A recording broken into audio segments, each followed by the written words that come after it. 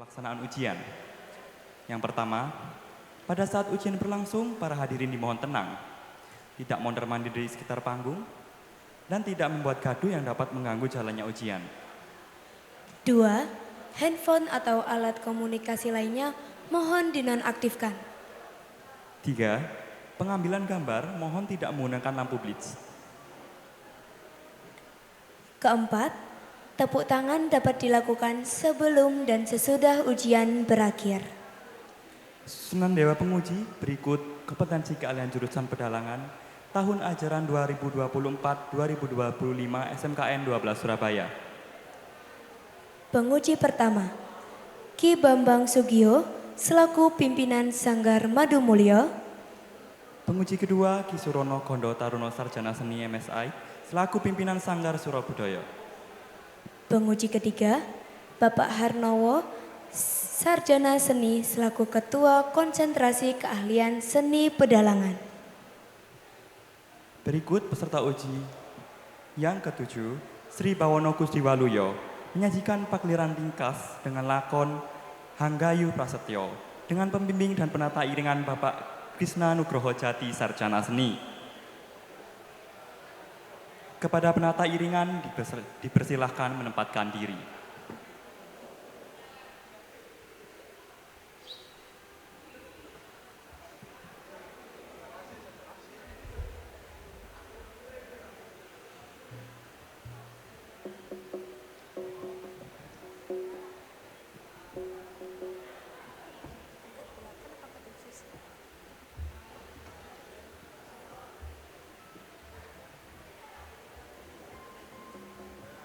Berikutnya kepada penyaji dipersilahkan menempatkan diri.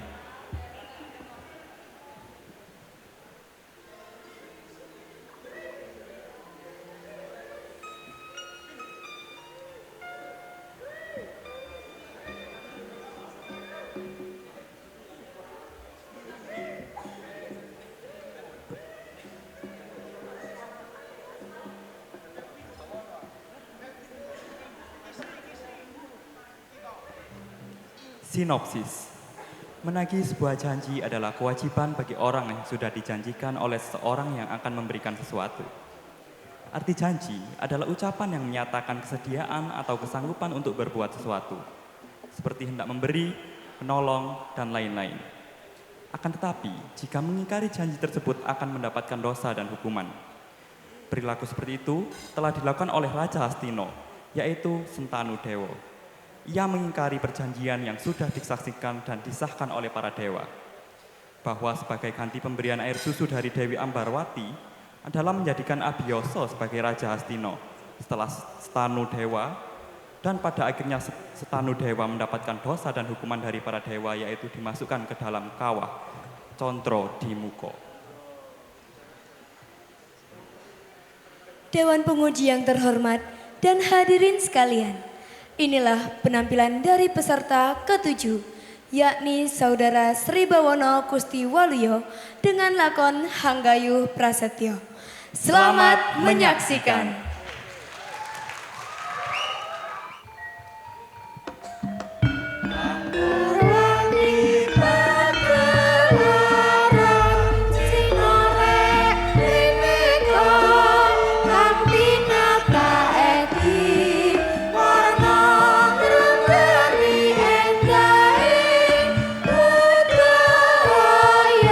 Sastra kang kinure sinagih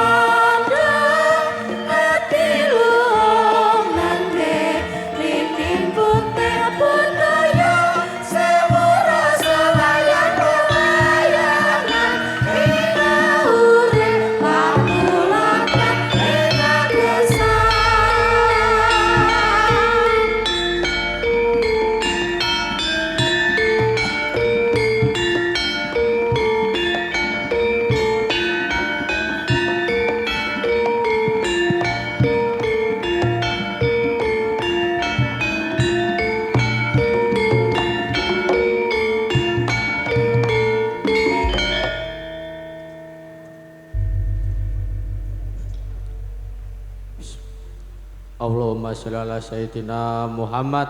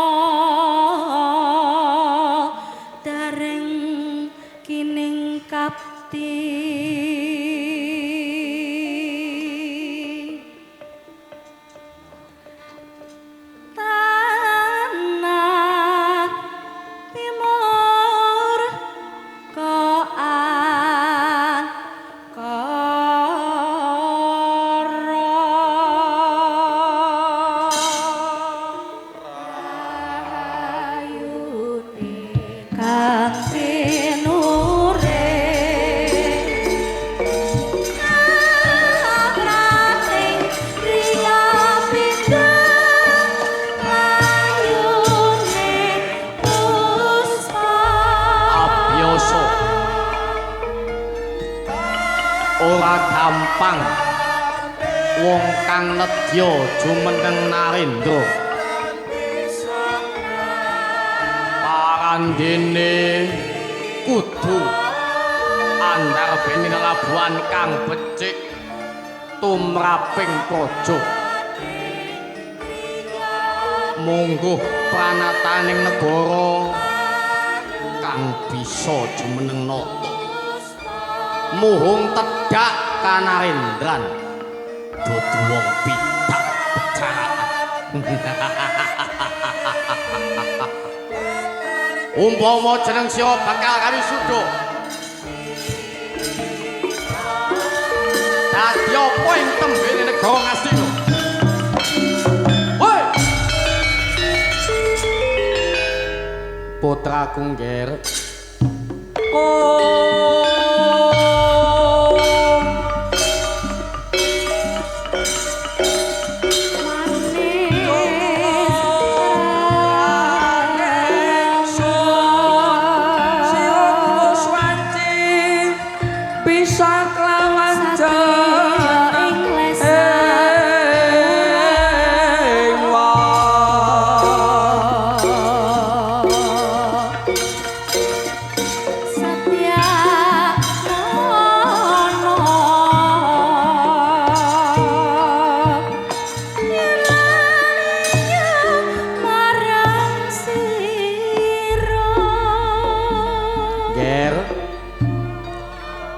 tak sawang sliramu katon sungkawa penggalira sajak ana bab kang sinandi mara coba matur marang pun Rama duh Rama keparenga ingkang putra Unjatur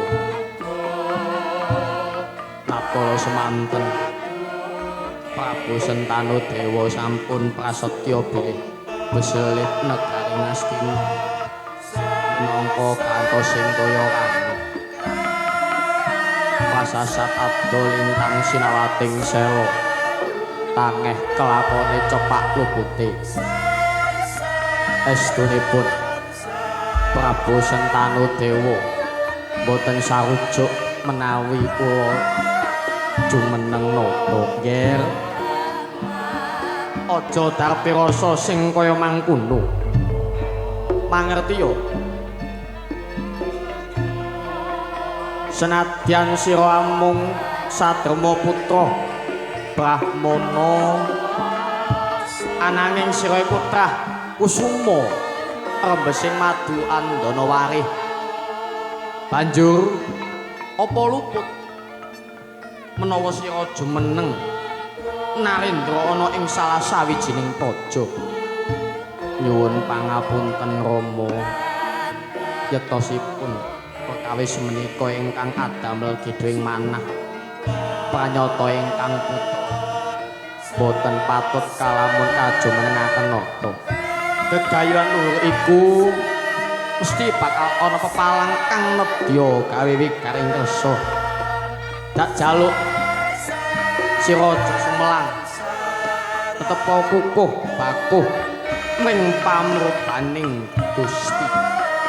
Mugya kasembatan sedyanira kula ingkang sowan penemban.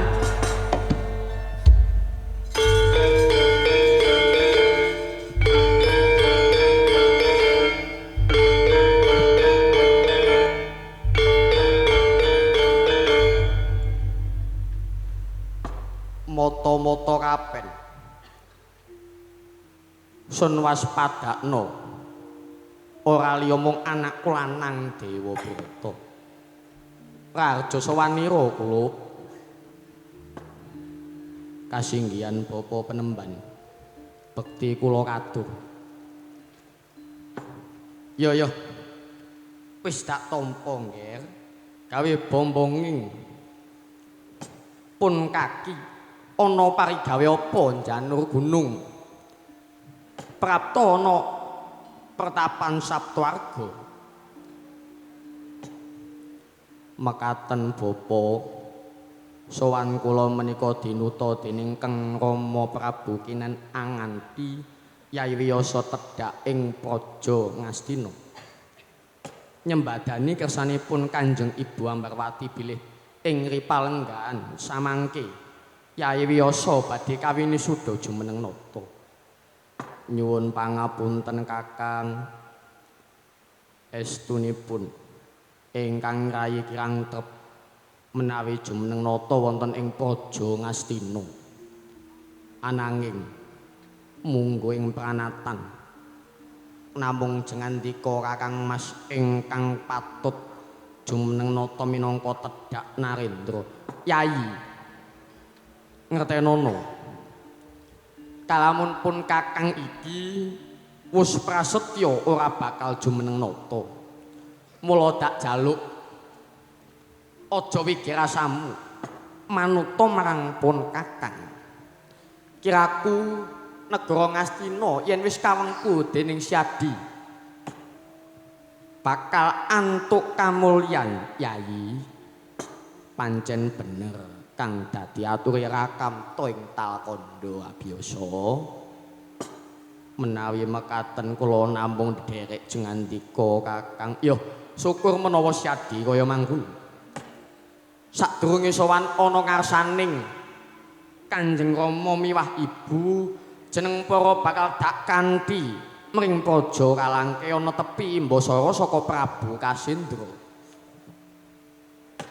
Menawa ing ripalungguhan iki negara Kalangkaya digempur Narendra Wadukpura kang aran Ditya Wahmuka. Sumangga Kakang Mas. Nger sadurunge sira tumuju mring praja Kalangkaya pun kaki bakal maringna pusaka winastan Bathok Tembalung.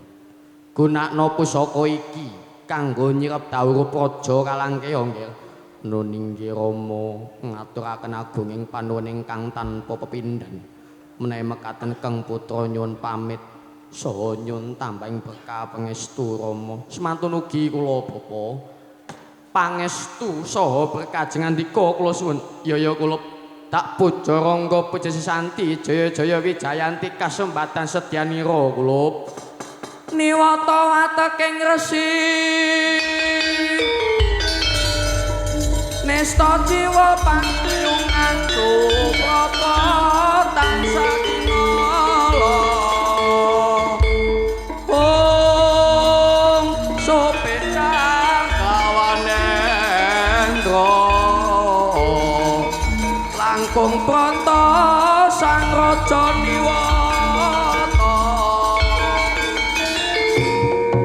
Weh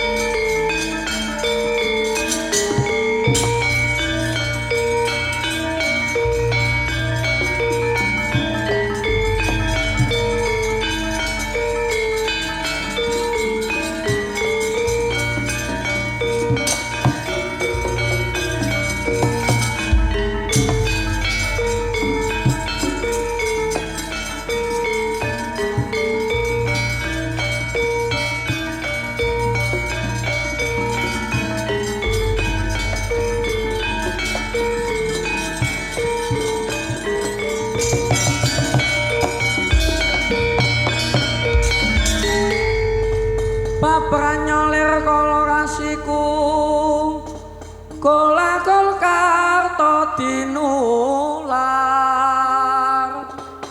kolakol karto nirbito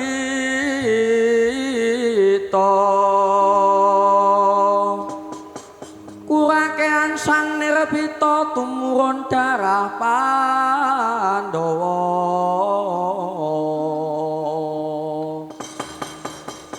lang tumurun darah Pandhawa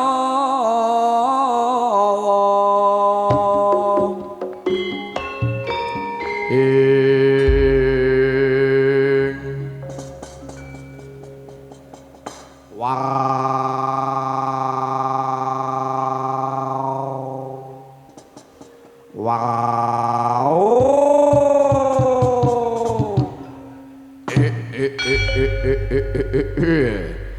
Om Titi Wangkala Ludra Mas Pathik Raja Dewaku adikku di adikku Ari Krodha kelawan Tuntun Jaya Pindha sileming kabus kumambanging watu item anggonku ngenteni panglamarku marang Dewi Ambalika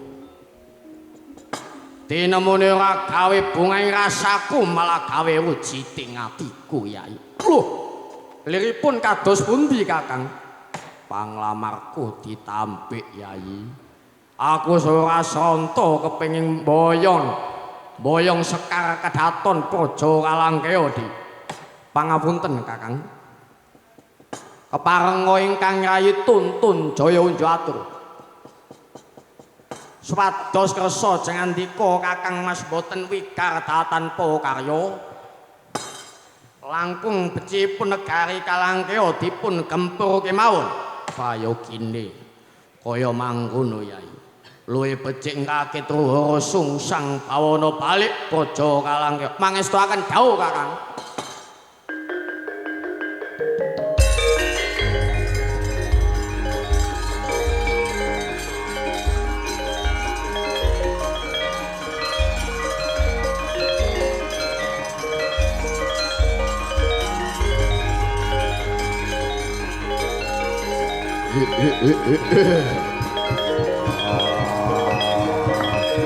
Woi.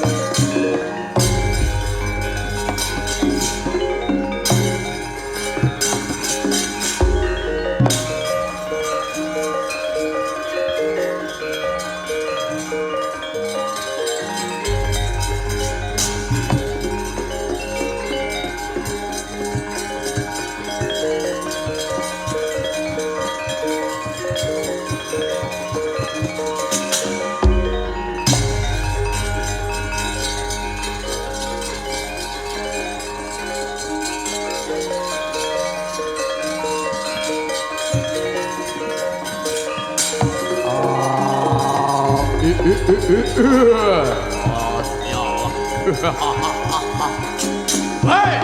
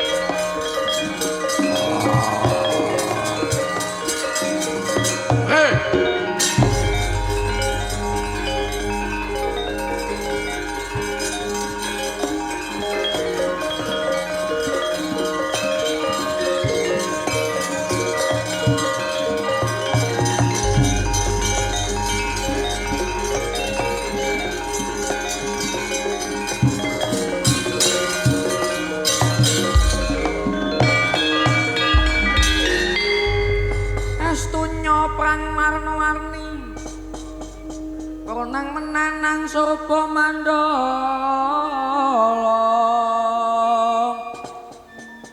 Wataira kuntur tarung Bramaraja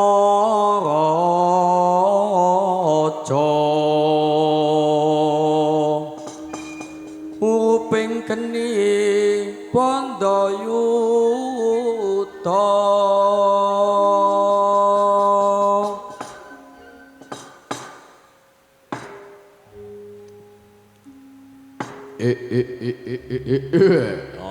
Dialah iki ana satriya bagus merokake ngaku sapa kang dadi aran Pompong Gorong tak pungkasi umurmu tambuh karo aku Saka pertapan Rahtawabyasa ya Sutikna Prawa jenengku. Apa bener sliramu Ratu Waduk pura jejuluk Ditya Wahmuka? Ora tedheng aling-aling. Ya aku Ditya Wahmuka. Setyamu apa? Wanuh wani ngandhek lakuku Gus. Duk semaning kat leleteking jagat kelak laing bumi manuk semaning jajalanat. Tak jaluk ora ngusik kananing praja Kalangkaya kene. Netepi Imbasara saka Prabu Kasendra kene nyirnakno sliramu sakatang. Wah, keparat nyidam terbelo wani gugah macan turu. Ora ilang saka panduluku dak kemah-kemah aji bangkemu. Keparat jaluk pati wong iki.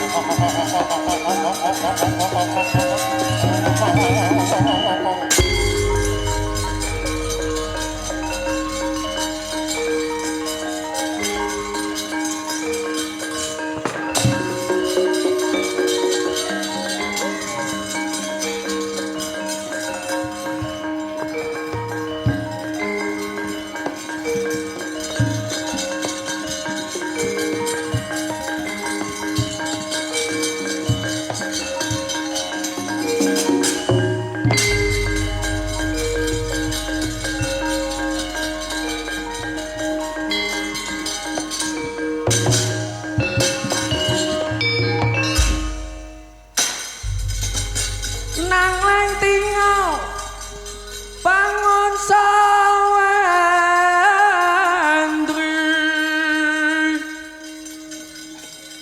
sujono kawengku sujono semuning riya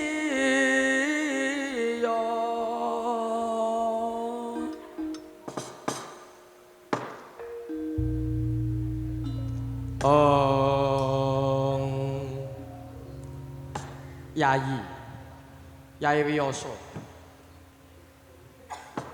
dak jaluk sliramu aja kusakusu anggonmu Bandayuda mungsuh kelawan wah muka kelawan sakadangi nggih Den wak yok napa rek dhewek niki ning ngantos damel dulinan kali wah muka sak sedereke niku amun sembrono anggenipun Bandayuda Den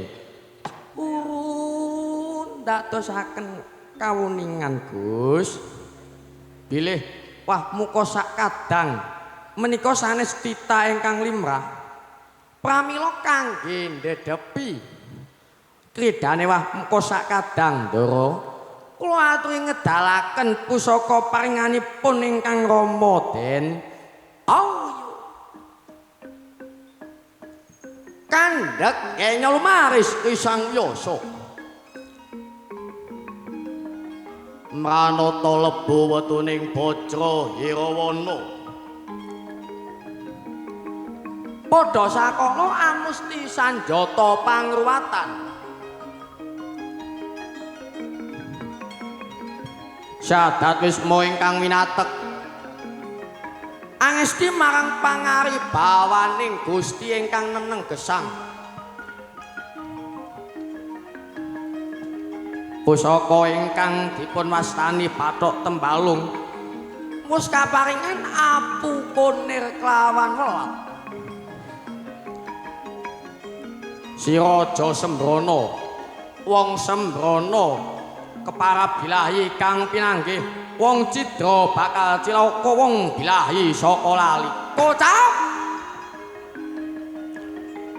mijiling pangaribawa Agni salumbung Bandung anyar mingku mlawe ponangasta ngambah dirgantara wujuding pusaka ngenani wamuka sakadang sirna sipating titas mantap badar banyu kawah ari-ari mewah tuntunanipun Bambang Yosopir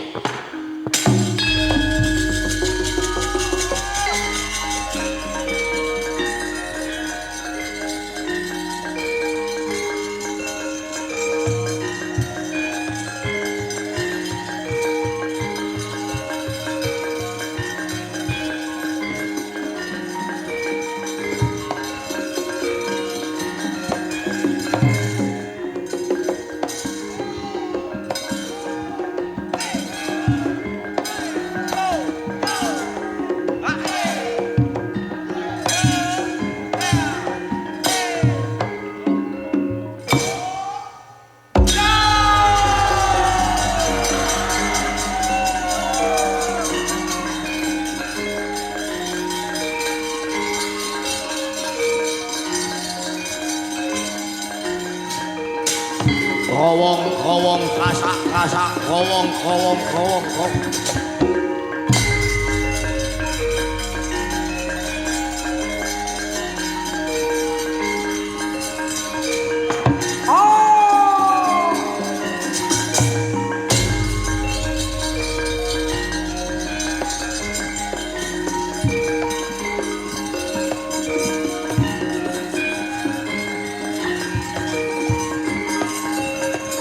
Ayo, biasa.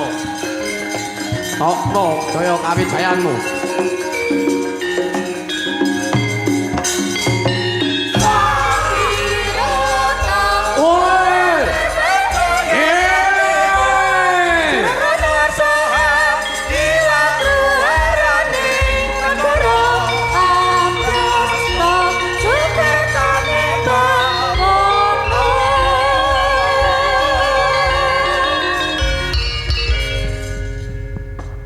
Yayi Wusirna kang dadi pepalang ing sedya Yayi nuninggih Kakang kaleresan menika wah muka miwah kadangipun sampun sirna Kakang yen kaya mangkono syukur bisa mbingkas karya kasembadaning sedya bisa nyirep dahuru praja Kalangkaya Dimas sedaya menika awit saking labet-labet para punakawan miwajeng ngandika Kakang. Alon dhisik Raden.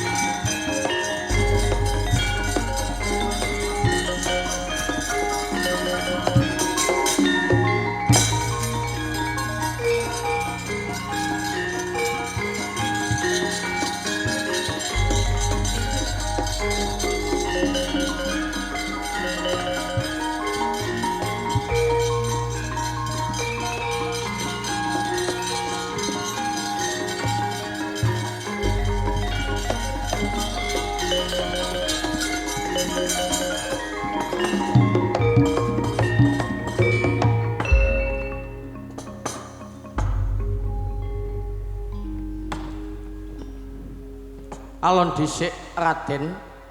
Raden Wiyasa. Yo. Mengko dhisik.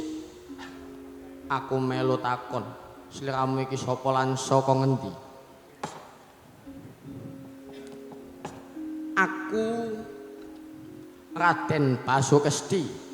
Yo saka negara Mandura. Aku Wiyasa saka Pertapan Rahtawi iki kadangku tuwa kekasih Raden Dewabrata. Yo, Raden, aku Dewabrata. Gus, Raden Basukesti menika sanes tiyang lintu. Menika tasih kadang kalian mena sami-sami trah Witaradya-ndara. Abiyasa. Wigatiku mrepeki marang jeneng para sakloron bakal menehi weruh babakan wigati sadurunge. Sliramu tedhak praja Kalangkaya sejatine aku kang luwih dhisik prapta. Sedyaku ora beda lawan jeneng para yaiku nyirep ruhara kang mapan ana praja Kalangkaya. Ananging aku kasoran Bandayuda kelawan Mahmuka sakadang Basukesti. Nadyan sliramu kasoran muga-muga bisa antuk ganjaran saka Prabu Kasendra. Prayogane ayo bebarengan marak ngarsaning Prabu Kasendra. Tatutna lakumu abiyasa.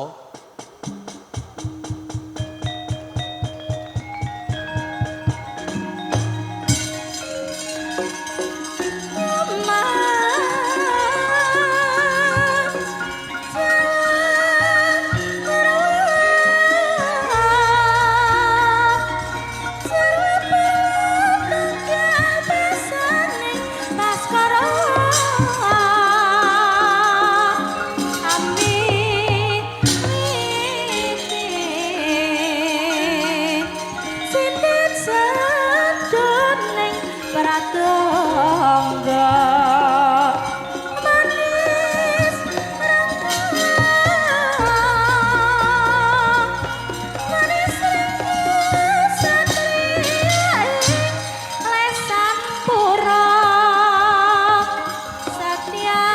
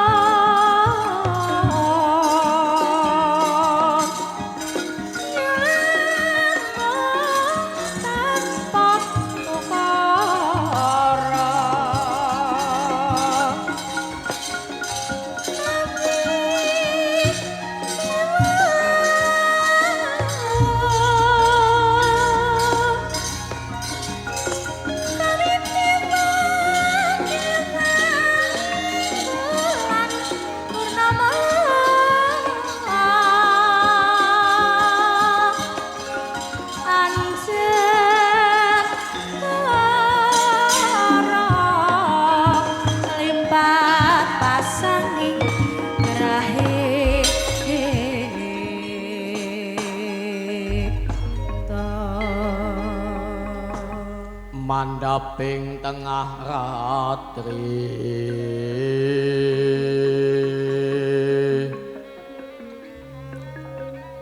abyor lintang kumedhap jroning suka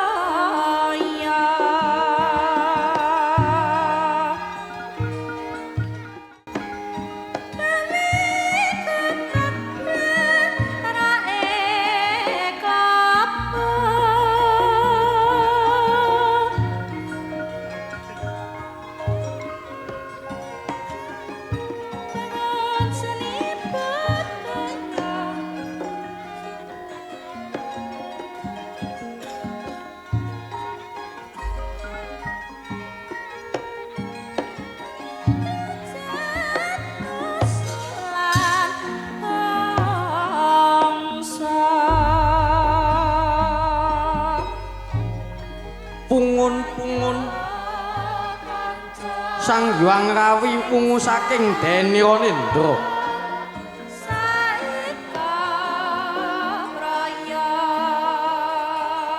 mungup-mungup munggu ngimbangi ngarga sajak lingsem pindha kenya tinali palakrama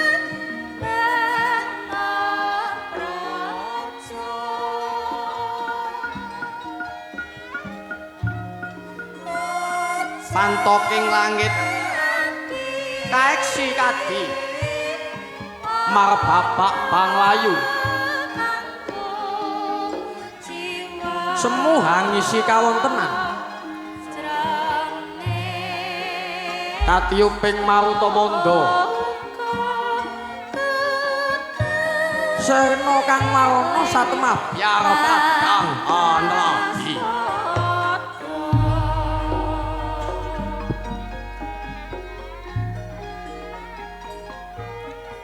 Sang Hyang Arka manjer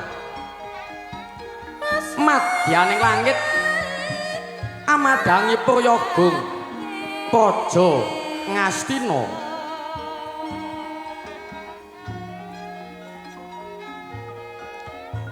nuju Siniwaka Risang Sri Narapati Prabu Sentanudewa kairingkeng garwa Prameswari Nyi Dewi Ambarwati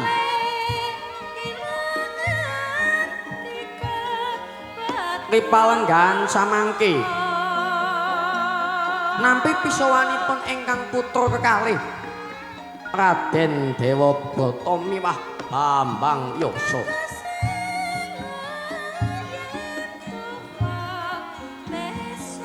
ingkang sampun kasembataning sedya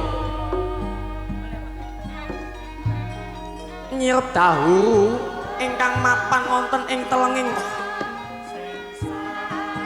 Praja Kalangkea nampi ganjaran boyong putri tetiga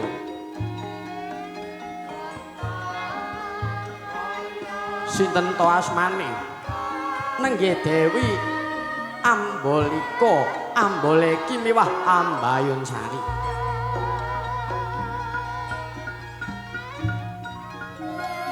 mangkono mijiling pangandika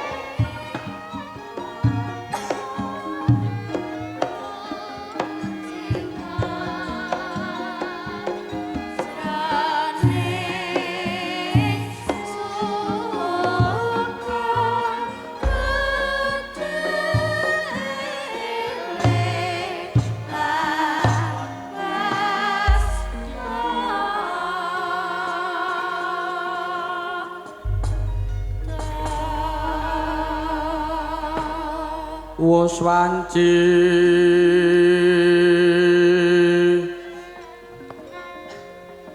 gumantining mangsa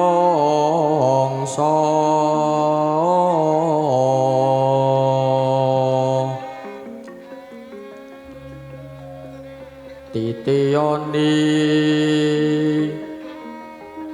kandayani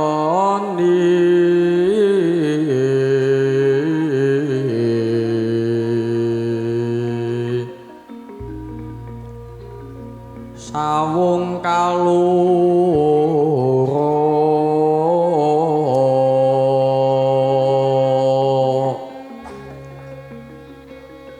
aja ingkang kukila mapak tekaning rahina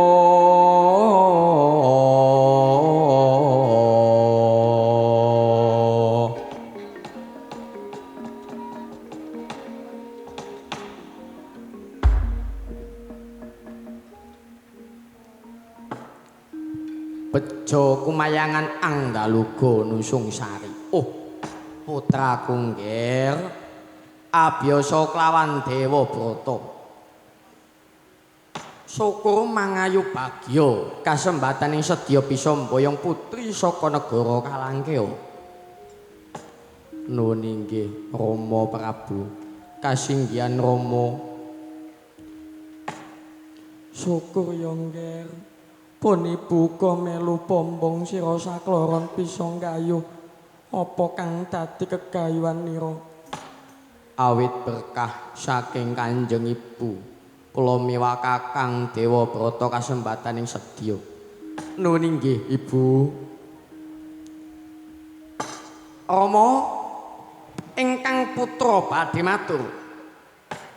Sejatosipun kula andarbeni raos tresna dhateng Ambayun Sari keparenga kula kemawon ingkang dhaup kaliyan Nyai Ambayun Sari Rama. Abiyasa umpama calon garwamu bakal tak dhaupna kelawan adimu Asma Brata kaya ngapa? Mangke rumiyin Rama Prabu.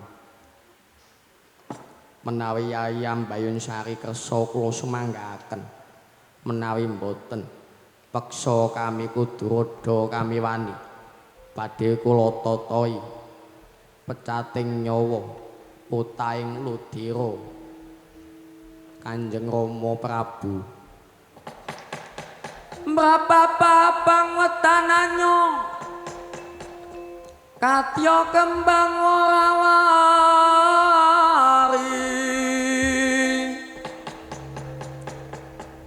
krot-krot ponang waca mopal-papal nafsunira pindha sartula mangsa jalma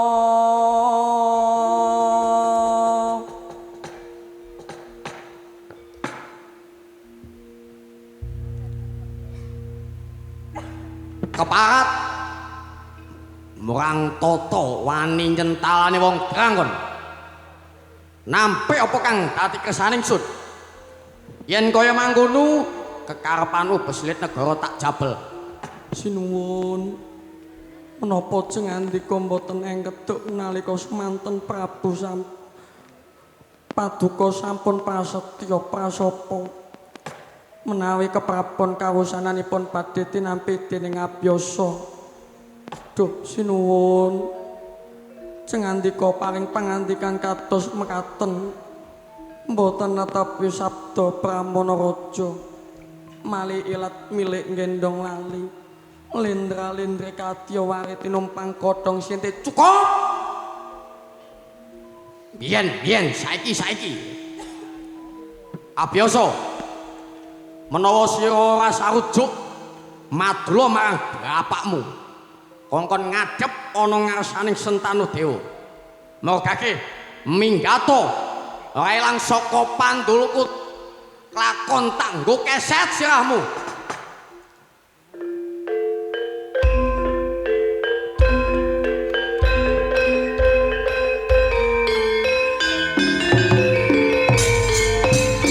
Wow to rata-rata kebak panolongsa Sang Yasa. Pangraosing griya dumugi dhateng pertapan Sabdarga. Risah pekan Palasara Sidra kancik ing negari Ngastina. Ya larak nyandak mustakane Sang Prabu Sentanu Dewa. Kabeto medaling pangurahan Jawi. Ngajak.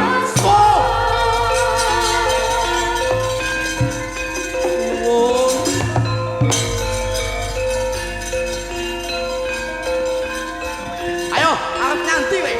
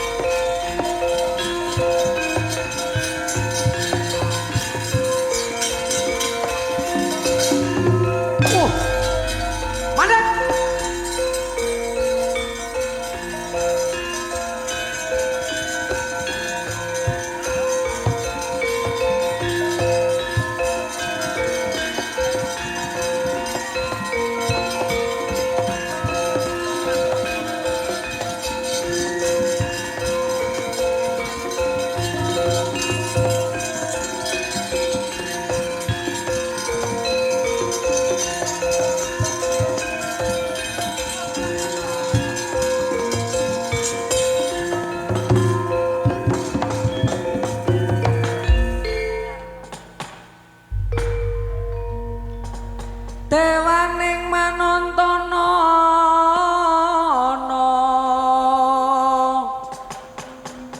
tangkepe prang Bratayuda Kuruputa minangka janmo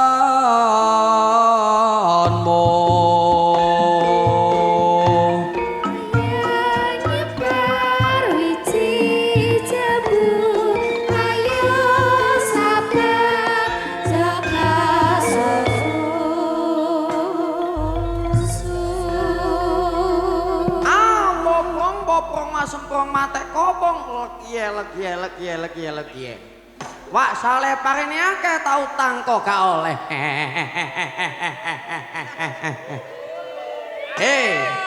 Sentanu. Dosa lan luput kita ora bisa antuk pangapura maneh.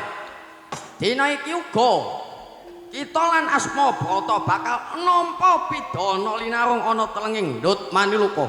Oh, inggih. Pukulun nderek kersa jengandika pukulun.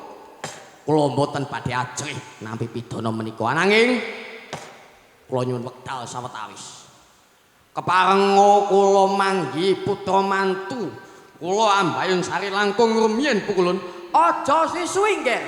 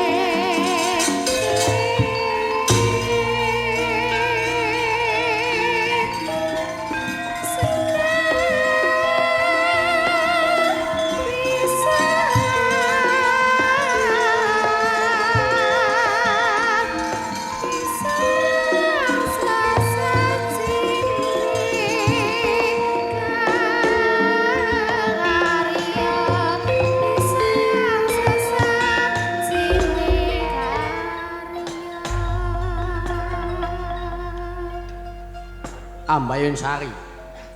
Lilanana pun Rama bakal mejang aji gumbala kenimring Jabang Bayana ing kandhutanira ya Nger. Sumangga Rama.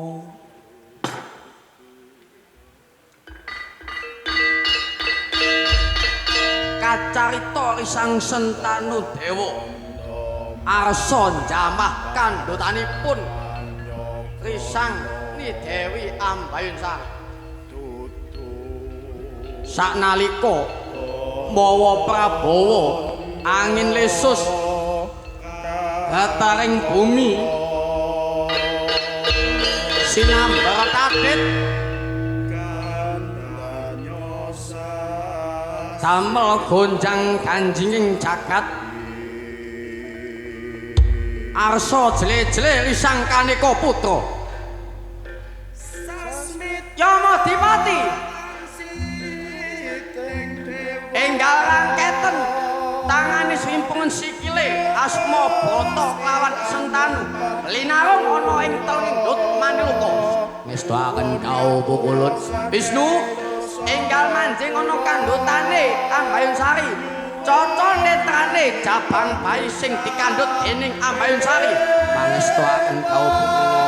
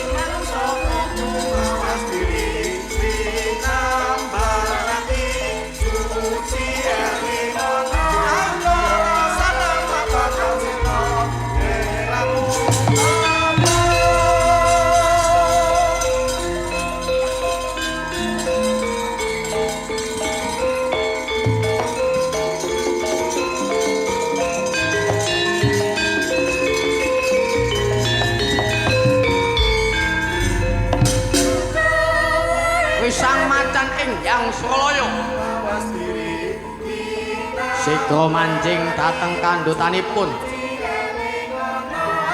Ni Dewi Ambayun Sari arsa pepanggihan kelawan Jabang Bayi pangudas maraning Bathara Wisnu yen bayi kelair sampurna tanpa ndarbeni ciri pranyata lamun bayi iki sakti tanpa tanding kocap sigra ngedalaken punang jarum arsa nyaca netra kalih Risang Jabang Bayi menjang mijil saking Gokarba andarbeni cacat netra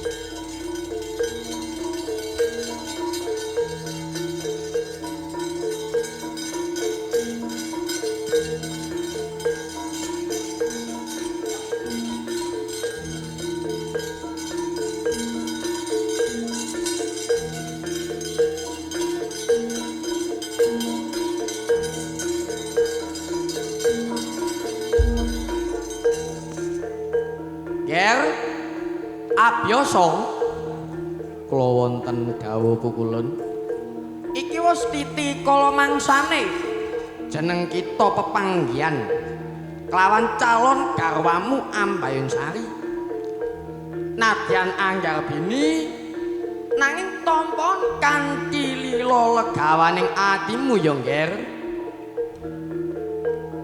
nun inggih Pukulun Kandeng Ripalungguhan iki jeneng kita bakal kawini suda jumeneng nata ana negara Ngastina. Kulon paringi tetenger jejuluk Prabu Kesna Dwipayana ya Sang Prabu Sutikna Prawa.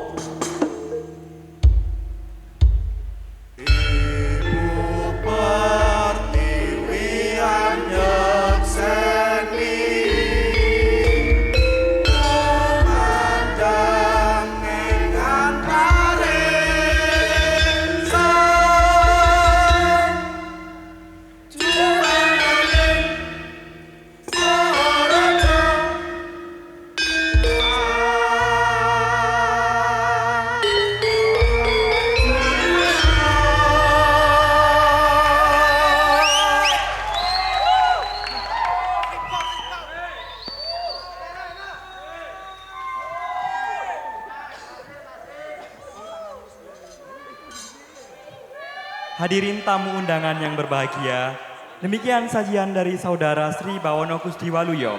Berikan tepuk tangan yang meriah.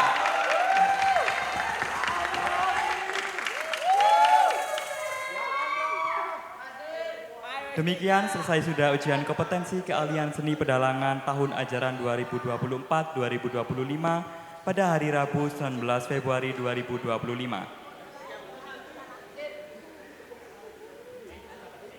Kepada Dewan Penguji, berkenan untuk meninggalkan tempat ujian.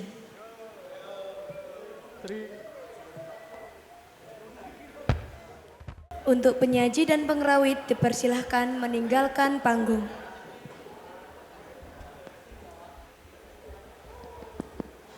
Sri. Segenap panitia mengucapkan banyak terima kasih. Dari kami yang bertugas, apabila ada kesalahan dan kekurangan, mohon maaf yang sebesar-besarnya. Sampai jumpa dengan pertemuan esok hari yang tentunya dengan peserta dan lakon yang berbeda.